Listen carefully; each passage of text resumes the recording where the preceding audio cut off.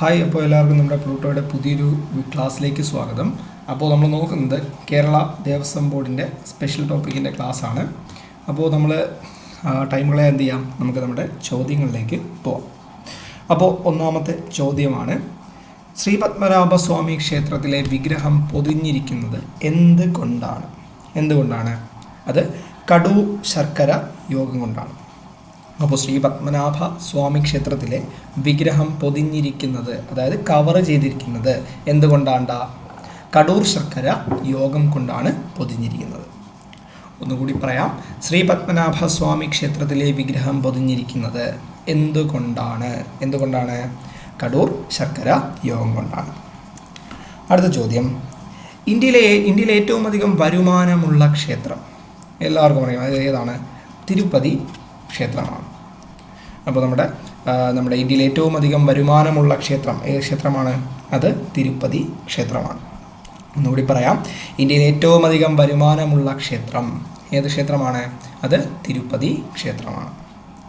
അടുത്ത ചോദ്യം, പ്രഭാതത്തിൽ അഭിഷേകത്തിനു ശേഷമുള്ള പൂജ ഏതു പേരിൽ അറിയപ്പെടുന്നത്? ഏതു പേരിലാണ്? അത് ഉഷപൂജ എന്നാണ് അറിയപ്പെടുന്നത്. അപ്പോൾ പ്രഭാതത്തിൽ അഭിഷേകത്തിനു ശേഷം ഉള്ള പൂജ ഏതു പേരിലാണ് അറിയപ്പെടുന്നത്? അത് ഉഷപൂജ എന്നാണ് അറിയപ്പെടുന്നത്. ഒന്നുകൂടി പറയാം, പ്രഭാതത്തിൽ അഭിഷേകത്തിന് ശേഷം ഉള്ള പൂജ ഏതു പേരിലാണ് അറിയപ്പെടുന്നത്? അത് ഉഷപൂജ എന്നാണ് അറിയപ്പെടുന്നത്. ഓക്കെ, അടുത്ത ചോദ്യം, ചോറ്റാനിക്കര അമ്മയെ രാവിലെയും ഉച്ചയ്ക്കും വൈകിട്ടും എപ്രകാരമാണ് പൂജിക്കുന്നത്? എപ്രകാരമാണ് നമ്മുടെ ചോറ്റാനിക്കര ദേവി അല്ലെങ്കിൽ ചോറ്റാനിക്കര അമ്മയെ രാവിലെയും ഉച്ചയ്ക്കും വൈകിട്ടും പൂജിപ്പിക്കുന്നത്? എങ്ങനെയാണ്? രാവിലെ സരസ്വതി ദേവിക്കാണ് പൂജ നടത്തുന്നത്. ഉച്ചയ്ക്ക് ആരായിട്ട് പൂജ നടത്തും? ഭദ്രകാളി ദേവി. വൈകിട്ട് ദുർഗ. അപ്പോൾ രാവിലെ സരസ്വതി, ഉച്ചയ്ക്ക് ഭദ്രകാളി, വൈകിട്ട് ദുർഗ. അപ്പോൾ ചോറ്റാനിക്കര അമ്മയെ രാവിലെയും ഉച്ചയ്ക്കും വൈകിട്ടും എപ്രകാരം പൂജിക്കും? രാവിലെ സരസ്വതി ദേവിയായിട്ട് പൂജിക്കും, ഉച്ചയ്ക്ക് ഭദ്രകാളി ദേവിയായിട്ട് പൂജിക്കും, വൈകിട്ട് എന്തായിട്ട് പൂജിക്കും? ദുർഗാദേവിയായിട്ട് പൂജിക്കും.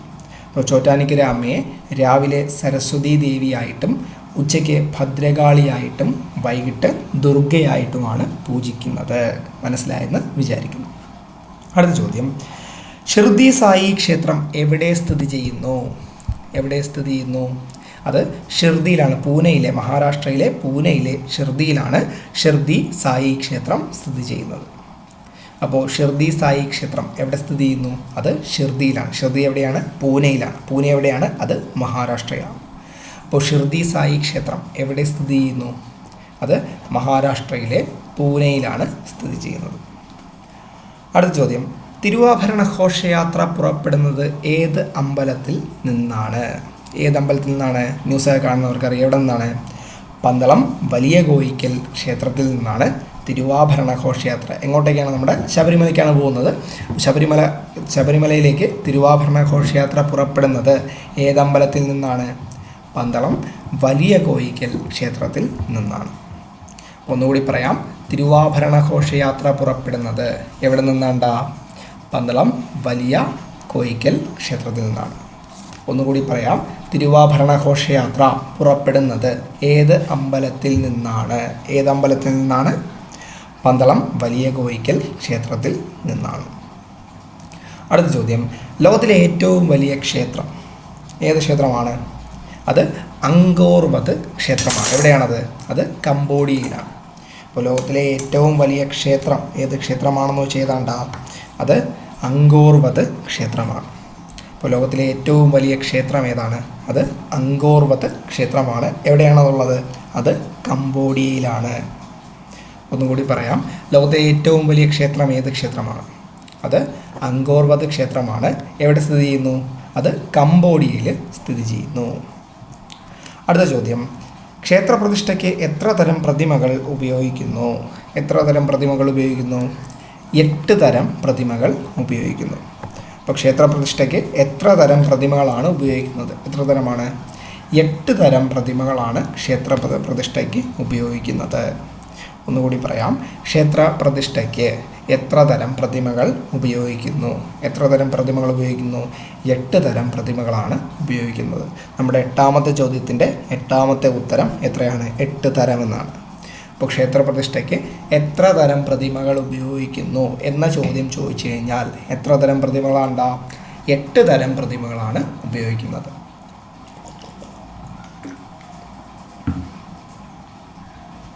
അടുത്ത ചോദ്യം, ഏതു ക്ഷേത്രത്തിലെ മാലകെട്ടുകാരനായിരുന്നു ഉണ്ണായി വാര്യർ? ഏത് ക്ഷേത്രത്തിലെയാണ്? കൂടൽമാണിക്യ ക്ഷേത്രത്തിലെയാണ്. അപ്പോൾ ഏത് ക്ഷേത്രത്തിലെ മാലകെട്ടുകാരനായിരുന്നു ഉണ്ണായി വാര്യർ? ഏത് ക്ഷേത്രത്തിലെയാണ്?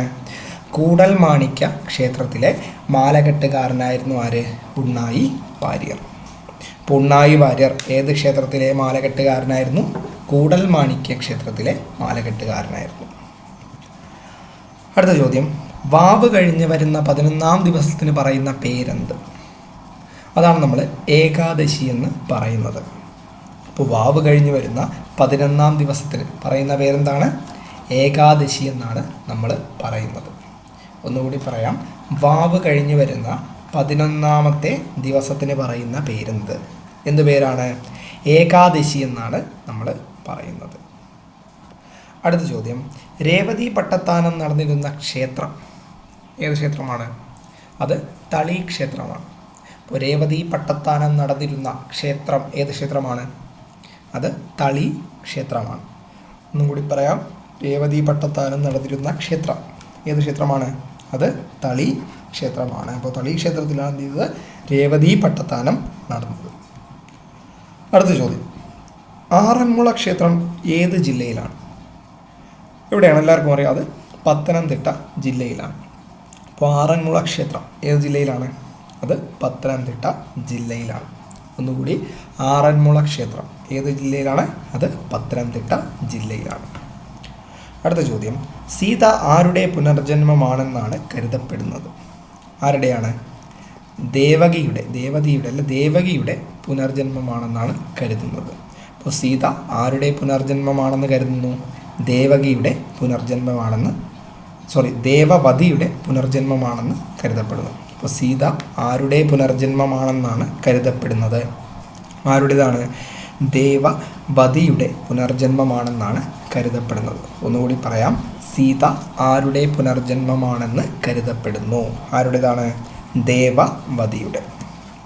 അടുത്ത ചോദ്യം, കേരളത്തിൽ നാഗരാജാവിനെ ആരാധിക്കുന്ന പ്രസിദ്ധമായ ക്ഷേത്രം? ആലപ്പുഴ ജില്ലയിലെ മണ്ണാറശാലയാണ്. അപ്പോൾ കേരളത്തിലെ നാഗരാജാവിനെ ആരാധിക്കുന്ന പ്രസിദ്ധമായ ക്ഷേത്രം എവിടെയാണ്? കേരളത്തിലെ ആലപ്പുഴ ജില്ലയിലെ മണ്ണാറശാലയാണ്. ഒന്നുകൂടി പറയാം, കേരളത്തിലെ നാഗരാജാവിനെ ആരാധിക്കുന്ന പ്രസിദ്ധമായ ക്ഷേത്രം ഏത് ക്ഷേത്രമാണ്? അത് മണ്ണാറശാല, ആലപ്പുഴ ജില്ലയിലെ മണ്ണാറശാല ക്ഷേത്രമാണ്. ഒന്നുകൂടി, കേരളത്തിൽ നാഗരാജാവിനെ ആരാധിക്കുന്ന പ്രസിദ്ധമായ ക്ഷേത്രം എവിടെയാണ്? ആലപ്പുഴ ജില്ലയിലെ മണ്ണാറശാലയാണ്. അടുത്ത ചോദ്യം, ആറ്റുമണൽ, നല്ലെണ്ണ, ശംഖുപൊടി, കോലരക്ക്, നെല്ലിക്കാത്തോട്, പരുത്തി, പഞ്ഞി, കോഴിപ്പരൽ എന്നിവയുടെ മിശ്രിതത്തിൻ്റെ പേര്? അതാണ് കടുശർക്കര യോഗമെന്ന് പറഞ്ഞിരിക്കുന്നത്. അപ്പോൾ ആറ്റുമണൽ, നല്ലെണ്ണ, ശംഖുപൊടി, കോലരക്ക്, നെല്ലിക്കാത്തോട്, പരുത്തി, പഞ്ഞി, കോഴിപ്പരൽ എന്നിവയുടെ മിശ്രിതത്തിന് പറയുന്ന പേരെന്താണ്? അതിനെയാണ് നമ്മൾ കടുശർക്കര യോഗമെന്ന് പറയുന്നത്. നമ്മൾ നേരത്തെ പറഞ്ഞു കടുശർക്കര യോഗത്തെക്കുറിച്ച്. അപ്പോൾ അതിനെയാണ് എന്ത് പറയുന്നത്? കടുശർക്കര യോഗമെന്ന് പറയുന്നത്. ഒന്നുകൂടി പറയാം, ആറ്റുമണൽ, നല്ലെണ്ണ, ശംഖുപൊടി, കോലരക്ക്, നെല്ലിക്കാത്തോട്, പരുത്തി, പഞ്ഞി, കോഴിപ്പരൽ എന്നിവയുടെ മിശ്രിതത്തിൻ്റെ പേരെന്താണ്ട? അതിനെയാണ് നമ്മൾ കടുശർക്കര യോഗമെന്ന് പറയുന്നത്. അടുത്ത ചോദ്യം, മണൽ കൊണ്ടുള്ള പ്രതിമയുടെ പേരെന്ത്? എന്താണ് പറയുന്നത്? സൈക്ത എന്നാണ് പറയുന്നത്. അപ്പോൾ മണൽ കൊണ്ടുള്ള പ്രതിമയുടെ പേരെന്ത്? എന്ത് പേരാണ് മണൽ കൊണ്ടുള്ള പ്രതിമയ്ക്ക് പറയുന്നത്? എന്ത് പേരാണ്? സൈക്ത എന്നാണ് പറയുന്നത്. അപ്പോൾ മണൽ കൊണ്ടുള്ള പ്രതിമയുടെ പേരെന്താണ്? എന്ത് പേരാണ്? സൈക്ത എന്നാണ് പറയുന്നത്. ഒന്നുകൂടി പറയാം, മണൽ കൊണ്ടുള്ള പ്രതിമയുടെ പേരെന്ത്? എന്താണ്? സൈക്ത. അടുത്ത ചോദ്യം, തൃശ്ശൂർ പൂരം ആഘോഷിക്കുന്നത് ഏത് മാസത്തിലാണ്?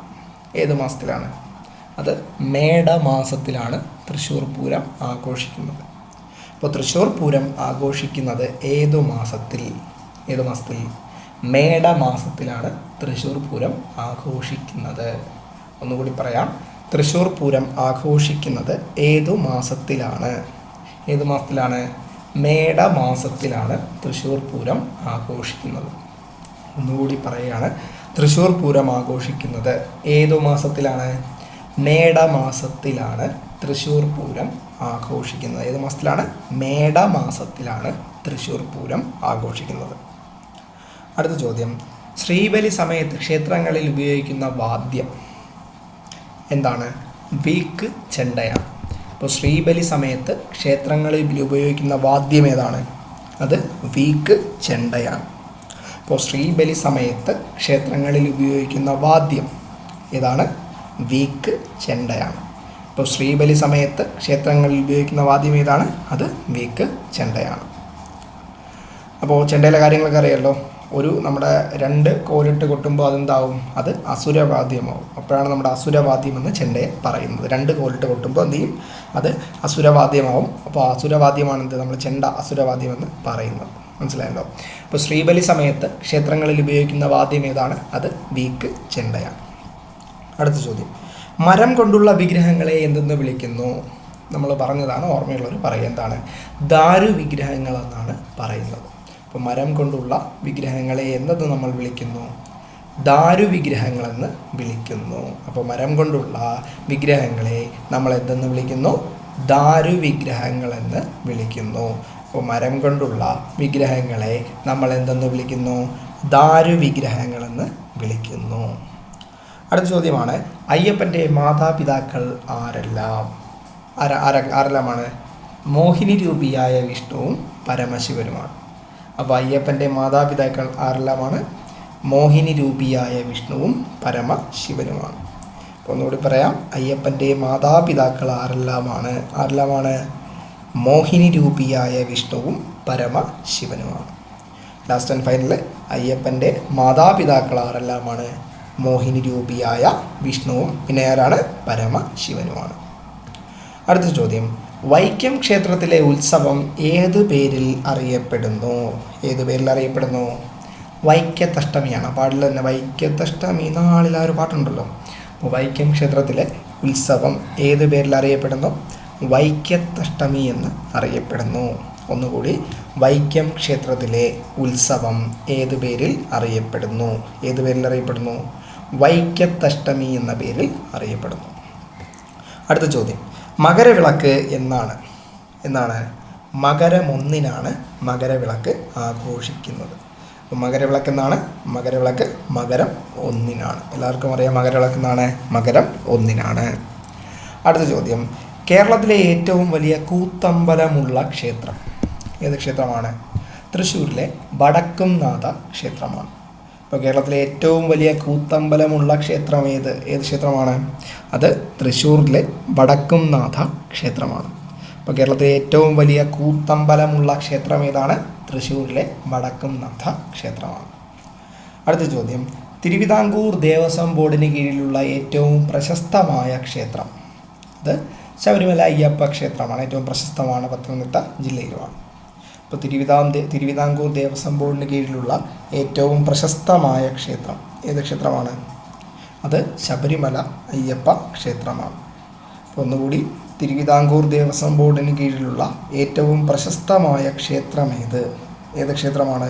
അത് ശബരിമല അയ്യപ്പ ക്ഷേത്രമാണ്. ഒന്നുകൂടി പറയാം, തിരുവിതാംകൂർ ദേവസ്വം ബോർഡിന് കീഴിലുള്ള ഏറ്റവും പ്രശസ്തമായ ക്ഷേത്രം ഏത് ക്ഷേത്രമാണ്? ശബരിമല അയ്യപ്പ ക്ഷേത്രമാണ്. അടുത്ത ചോദ്യം, ഉത്സവങ്ങളുടെ അവസാനത്തെ ചടങ്ങ് എന്താണ്?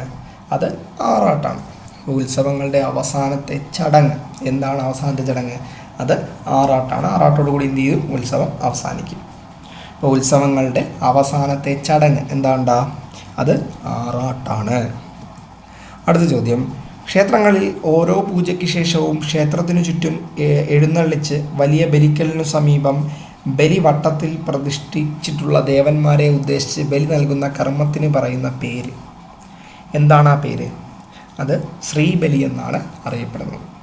ക്ഷേത്രങ്ങളിൽ ഓരോ പൂജയ്ക്ക് ശേഷവും ക്ഷേത്രത്തിനു ചുറ്റും എഴുന്നള്ളിച്ച് വലിയ ബലിക്കലിനു സമീപം ബലി വട്ടത്തിൽ പ്രതിഷ്ഠിച്ചിട്ടുള്ള ദേവന്മാരെ ഉദ്ദേശിച്ച് ബലി നൽകുന്ന കർമ്മത്തിന് പറയുന്ന പേര് എന്തെന്ന് പറയും? അതിനെയാണ് ശ്രീബലി എന്ന് പറയുന്നത്. മനസ്സിലായല്ലോ? അതാണ് ശ്രീബലി എന്ന് പറയുന്നത്. അടുത്ത ചോദ്യമാണ്, ഏതു മംഗളകർമ്മങ്ങൾ തുടങ്ങുന്നതിന് മുൻപും ഭാരതീയർ ആദ്യം വന്ദിക്കുന്ന ദേവൻ ആരാണ്? വിഘ്നങ്ങൾ വരുത്താതിരിക്കാൻ ആരെയാണ് നമ്മൾ വന്ദിക്കുന്നത്? വിഘ്നേശ്വരൻ, അതായത് നമ്മുടെ ഗണപതിയെയാണ് വന്ദിക്കുന്നത്. അപ്പോൾ ഏത് മംഗളകർമ്മങ്ങൾ തുടങ്ങുന്നതിന് മുൻപും ഭാരതീയർ ആദ്യം വന്ദിക്കുന്ന ദേവൻ ഏത്? വിഘ്നേശ്വരൻ എന്നറിയപ്പെടുന്ന നമ്മുടെ ഗണപതിയാണ് നമ്മൾ വന്ദിക്കുന്നത്. അപ്പോൾ ഏത് മംഗളകർമ്മങ്ങൾ തുടങ്ങുന്നതിന് മുൻപും ഭാരതീയർ ആദ്യം വന്ദിക്കുന്ന ദേവൻ ഏതാണ്?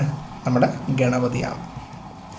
അടുത്ത ചോദ്യം, തൃക്കാക്കര ക്ഷേത്രത്തിലെ പ്രതിഷ്ഠ എന്ത് പ്രതിഷ്ഠയാണ് തൃക്കാക്കര ക്ഷേത്രത്തിലുള്ളത്? ആരുടെ പ്രതിഷ്ഠയാണ്? അത് വാമനൻ്റെ പ്രതിഷ്ഠയാണ്.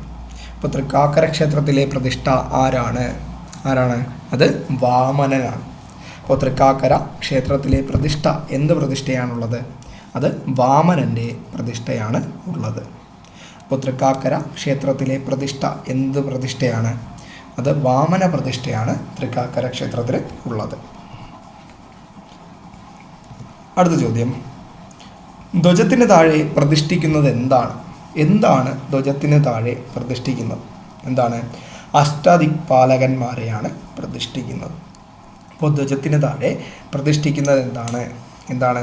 അഷ്ടദിക്പാലകന്മാരാണ് ധ്വജത്തിന് താഴെ പ്രതിഷ്ഠിക്കേണ്ടത്. നമ്മുടെ ധ്വജത്തിന് താഴെ പ്രതിഷ്ഠിക്കുന്ന എന്താണ്? അഷ്ടദിക്പാലകന്മാരെയാണ്. അടുത്ത ചോദ്യം, രാമനെ കാട്ടിൽ വെച്ച് ആക്രമിച്ച രാക്ഷസൻ ആരാണ്? അത് വിരാധനാണ്. ഇപ്പോൾ രാമനെ കാട്ടിൽ വെച്ച് ആക്രമിച്ച രാക്ഷസൻ ആര് എന്ന് വെച്ചാൽ ആരാണ്? അത് വിരാധനാണ്, വിരാധൻ. അപ്പോൾ രാമനെ കാട്ടിൽ വെച്ച് ആക്രമിച്ച രാക്ഷസൻ ആരാണത്? അത് വിരാധനാണ്. അടുത്ത ചോദ്യം, രാവണൻ വൈശ്രവണനിൽ നിന്ന് തട്ടിയെടുത്ത ആകാശയാനത്തിൻ്റെ പേര് എന്താണത്? അതാണ് പുഷ്പക വിമാനമെന്ന് പറയുന്നത്. ഇപ്പോൾ രാവണൻ വൈശ്രവണനിൽ നിന്ന് തട്ടിയെടുത്ത ആകാശയാനത്തിൻ്റെ പേര് എന്താണ്? അതിൻ്റെ പേര് അതാണ് പുഷ്പക വിമാനം. ഇപ്പോൾ രാവണൻ വൈശ്രവണനിൽ നിന്ന് തട്ടിയെടുത്ത ആകാശയാനത്തിൻ്റെ പേര് എന്താണ്? അതിൻ്റെ പേര് അതിനെയാണ് പുഷ്പക വിമാനമെന്ന് പറയുന്നത്. അടുത്ത ചോദ്യമാണ്, കൊറ്റംകുളങ്ങര ക്ഷേത്രം ഏത് ജില്ലയിലാണ്? അത് കൊല്ലം ജില്ലയിലാണ്. പുരുഷന്മാർ സ്ത്രീവേഷം അണിയുന്ന ആ ഒരു ക്ഷേത്രമാണ് കൊറ്റംകുളങ്ങര ക്ഷേത്രമെന്ന് പറയുന്നത്. അപ്പോൾ കൊറ്റംകുളങ്ങര ക്ഷേത്രം ഏത് ജില്ലയിലാണ്? അത് കൊല്ലം ജില്ലയിലാണ്. ഇപ്പോൾ കൊറ്റംകുളങ്ങര ക്ഷേത്രം ഏത് ജില്ലയിലാണ്? കൊല്ലം ജില്ലയിലാണ്. ഒന്നുകൂടി, കൊറ്റംകുളങ്ങര ക്ഷേത്രം ഏത് ജില്ലയിലാണ്? അത് കൊല്ലം ജില്ലയിലാണ്. അടുത്ത ചോദ്യം, ഉത്സവ ബലിക്ക് ഉപയോഗിക്കുന്ന വാദ്യം ഏതാണ്? അത് മരപ്പാണിയാണ്. ഇപ്പോൾ ഉത്സവ ബലിക്ക് ഉപയോഗിക്കുന്ന വാദ്യം ഏതാണ്? അത് മരപ്പാണിയാണ് ഉപയോഗിക്കുന്നത്. ഇപ്പോൾ ഉത്സവ ബലിക്ക് ഉപയോഗിക്കുന്ന വാദ്യം ഏത് വാദ്യമാണ്? മരപ്പാണിയാണ് ഉത്സവ ബലിക്ക് ഉപയോഗിക്കുന്ന വാദ്യം. അടുത്ത്, തിരുവില്ലാമല ക്ഷേത്രത്തിനടുത്തുള്ള ഗുഹയുടെ പേര് എന്താണ്? പുനർജനിയാണ്. അപ്പോൾ തിരുവില്ലാമല ക്ഷേത്രത്തിനടുത്തുള്ള ഗുഹയുടെ പേരെന്താണ്? എന്ത് പേരാണ്? അത് പുനർജനി എന്നാണ് പറയുന്നത്. അപ്പോൾ തിരുവില്ലാമല ക്ഷേത്രത്തിനടുത്തുള്ള ഗുഹയുടെ പേരെന്താണ്ടാ? അതാണ് പുനർജനി എന്ന് പറയുന്നത്. അപ്പോൾ തിരുവില്ലാമല ക്ഷേത്രത്തിനടുത്തുള്ള ഗുഹയുടെ പേരെന്താണ്? പുനർജനിയാണ്. അടുത്ത ചോദ്യം, ചാക്യാർകൂത്തിൽ ഉപയോഗിക്കുന്ന വാദ്യം എന്ത് വാദ്യമാണ്? അത് മിഴാവാണ്. അപ്പോൾ ചാക്യാർകൂത്തിൽ ഉപയോഗിക്കുന്ന വാദ്യം ഏത് വാദ്യമാണ്? അത് മിഴാവാണ് ഉപയോഗിക്കുന്നത്. അപ്പോൾ ചാക്യാർകൂത്തിൽ ഉപയോഗിക്കുന്ന വാദ്യം ഏത് വാദ്യമാണ്? അത് മിഴാവാണ് ചാക്യാർകൂത്തിൽ ഉപയോഗിക്കുന്ന വാദ്യമെന്ന് പറയുന്നത്. ഒന്നുകൂടി, ചാക്യാർകൂത്തിൽ ഉപയോഗിക്കുന്ന വാദ്യം ഏത് വാദ്യമാണ്? അത് മിഴാവാണ്. അപ്പോൾ ഇത്രയും ചോദ്യങ്ങളാണ് നമ്മൾ ഈ ഒരു വീഡിയോയിൽ നോക്കുന്നത്. നമുക്ക് എന്ത് ചെയ്യാം? നമ്മൾ ഇത്രയും നേരം പഠിച്ച കാര്യങ്ങൾ എന്ത് ചെയ്യാം? ഒന്ന് നമുക്ക് റിവൈസ് ചെയ്തിട്ട് ഈ ഒരു വീഡിയോ അവസാനിപ്പിക്കാം. അപ്പോൾ നമ്മൾ പറഞ്ഞ ഒന്നാമത്തെ ചോദ്യം, ശ്രീ പത്മനാഭസ്വാമി ക്ഷേത്രത്തിലെ വിഗ്രഹം പൊതിഞ്ഞിരിക്കുന്നത് എന്തുകൊണ്ട്? കടൂർ ശർക്കര യോഗം കൊണ്ട്. ഇന്ത്യയിൽ ഏറ്റവും അധികം വരുമാനമുള്ള ക്ഷേത്രം തിരുപ്പതി ക്ഷേത്രം. പ്രഭാതത്തിൽ അഭിഷേകത്തിന് ശേഷമുള്ള പൂജ ഏതു പേരിൽ അറിയപ്പെടുന്നു? ഉഷപൂജ. ചോറ്റാനിക്കര അമ്മയെ രാവിലെയും ഉച്ചയ്ക്കും വൈകിട്ടും എപ്രകാരം പൂജിപ്പിക്കുന്നു? രാവിലെ സരസ്വതിയായിട്ട്, ഉച്ചയ്ക്ക് ഭദ്രകാളിയായിട്ട്, വൈകിട്ട് ദുർഗയായിട്ട്. ഷിർദി സായി ക്ഷേത്രം പൂനെയിലാണ്. തിരുവാഭരണ ഘോഷയാത്ര പുറപ്പെടുന്നത് ഏതമ്പലത്തിൽ നിന്ന്? പന്തളം കോയിക്കൽ ക്ഷേത്രത്തിൽ നിന്ന്. ലോകത്തിലെ ഏറ്റവും വലിയ ക്ഷേത്രം അങ്കോർവത്ത് ക്ഷേത്രം എവിടെയാണത്? കംബോഡിയയിലാണ്. ക്ഷേത്രപ്രതിഷ്ഠയ്ക്ക് എത്ര തരം പ്രതിമകൾ ഉപയോഗിക്കുന്നു? 8 തരം പ്രതിമകൾ ഉപയോഗിക്കുന്നു. ഏതു ക്ഷേത്രത്തിലെ മാലകെട്ടുകാരനായിരുന്നു ഉണ്ണായി വാര്യർ? കൂടൽമാണിക്യ ക്ഷേത്രത്തിൽ. വാവ് കഴിഞ്ഞു വരുന്ന 11ാം ദിവസത്തിന് പറയുന്ന പേര്? ഏകാദശി. രേവതി പട്ടത്താനം നടന്നിരുന്ന ക്ഷേത്രം? തളി ക്ഷേത്രം. ആറന്മുള ക്ഷേത്രം ഏത് ജില്ലയിൽ? പത്തനംതിട്ട ജില്ലയിൽ. സീത ആരുടെ പുനർജന്മമാണെന്ന് കരുതപ്പെടുന്നു? ദേവവതിയുടെ. കേരളത്തിൽ നാഗരാജാവിനെ ആരാധിക്കുന്ന പ്രസിദ്ധമായ ക്ഷേത്രം? ആലപ്പുഴ ജില്ലയിലെ വണ്ണാറശാല ക്ഷേത്രം. ആറ്റുമണൽ, നല്ലെണ്ണ, ശംഖുപൊടി, കോലരക്ക്, നെല്ലിക്കാത്തോട്, പരുത്തി, പഞ്ഞി, കോഴിപ്പരൽ എന്നിവയുടെ മിശ്രിതത്തിൻ്റെ പേര്? കടുശർക്കര യോഗം. മണൽ കൊണ്ടുള്ള പ്രതിമയുടെ പേര്? സൈത്ത. തൃശ്ശൂർ പൂരം ആഘോഷിക്കുന്നത് ഏതു മാസം? മേടമാസം. ശ്രീബലി സമയത്ത് ക്ഷേത്രങ്ങളിൽ ഉപയോഗിക്കുന്ന വാദ്യം? വീക്ക് ചെണ്ട. മരം കൊണ്ടുള്ള വിഗ്രഹങ്ങളെ എന്തെന്ന് വിളിക്കുന്നു? ദാരു വിഗ്രഹങ്ങൾ. അയ്യപ്പൻ്റെ മാതാപിതാക്കൾ ആരല്ല? മോഹിനി രൂപിയായ വിഷ്ണുവും പരമശിവനും. വൈക്കം ക്ഷേത്രത്തിലെ ഉത്സവം ഏത് പേരിൽ അറിയപ്പെടുന്നു? വൈക്കത്തഷ്ടമി. മകരവിളക്ക് എന്നാണ്? മകരം 1-ന്. കേരളത്തിലെ ഏറ്റവും വലിയ കൂത്തമ്പലമുള്ള ക്ഷേത്രം? തൃശ്ശൂർ വടക്കുംനാഥ ക്ഷേത്രം. തിരുവിതാംകൂർ ദേവസ്വം ബോർഡിന് കീഴിലുള്ള ഏറ്റവും പ്രശസ്തമായ ക്ഷേത്രം? ശബരിമല അയ്യപ്പ ക്ഷേത്രം. ഉത്സവങ്ങളുടെ അവസാനത്തെ ചടങ്ങ് ആറാട്ടാണ്. ക്ഷേത്രങ്ങളിൽ ഓരോ പൂജയ്ക്ക് ശേഷവും ക്ഷേത്രത്തിനു ചുറ്റും എഴുന്നള്ളിച്ച് വലിയ ബലിക്കലിനു സമീപം ബലി വട്ടത്തിൽ പ്രതിഷ്ഠിച്ചിട്ടുള്ള ദേവന്മാരെ ഉദ്ദേശിച്ച് ബലി നൽകുന്ന കർമ്മത്തിന് പറയുന്ന പേര്? ശ്രീബലി എന്നാണ്. ഏതു മംഗളകർമ്മങ്ങൾ തുടങ്ങുന്നതിന് മുൻപും ഭാരതീയർ ആദ്യം വന്ദിക്കുന്ന ദേവൻ? ഗണപതിയാണ്. തൃക്കാക്കര ക്ഷേത്രത്തിലെ പ്രതിഷ്ഠ? വാമനനാണ്. കൊടിമരത്തിൻ്റെ അടിഭാഗം ഏതു ഭാഗത്തെ കുറിക്കുന്നു? ബ്രഹ്മഭാഗം. ധ്വജത്തിന് താഴെ പ്രതിഷ്ഠിക്കുന്നത് എന്താണ്? ആരെയാണ്? അഷ്ടദിക്പാലകന്മാരെയാണ്. രാമനെ കാട്ടിൽ വെച്ച് ആക്രമിച്ച രാക്ഷസൻ? വിരാധനാണ്. രാവണൻ ശ്രൈവണനിൽ നിന്ന് തട്ടിയെടുത്ത ആകാശയാനത്തിൻ്റെ പേര്? പുഷ്പക വിമാനം. കൊറ്റംകുളങ്ങര ക്ഷേത്രം ഏത് ജില്ലയിൽ? കൊല്ലം ജില്ലയിലാണ്. ഉത്സവ ബലിക്ക് ഉപയോഗിക്കുന്ന വാദ്യം? മരപ്പാണി. തിരുവില്വാമല ക്ഷേത്രത്തിനടുത്തുള്ള ഗുഹയുടെ പേര് എന്താണ്? പുനർജനിയാണ്. അപ്പോൾ ഇത്രയും ചോദ്യങ്ങളാണ് നമ്മൾ ഇതൊക്കെ നോക്കിയല്ലോ ഓരോ പോലെ ഇത്രയും നമ്മൾ നോക്കിയുള്ളൂ. അപ്പോൾ ഇത്രയും ചോദ്യങ്ങളാണ് നമ്മൾ നോക്കുന്നത്. അടുത്ത വീഡിയോ എന്ത് ചെയ്യാം, നമുക്ക് ബാക്കി ചോദ്യങ്ങളുണ്ട് നമുക്ക് നോക്കാം. അപ്പോൾ എന്തെങ്കിലും സജഷൻസോ എന്തെങ്കിലും കാര്യങ്ങളുണ്ടെങ്കിൽ എന്ത് ചെയ്യുക, താഴെ ഒന്ന് കമൻറ്റ് ചെയ്താൽ മാത്രം മതി. ഓക്കെ.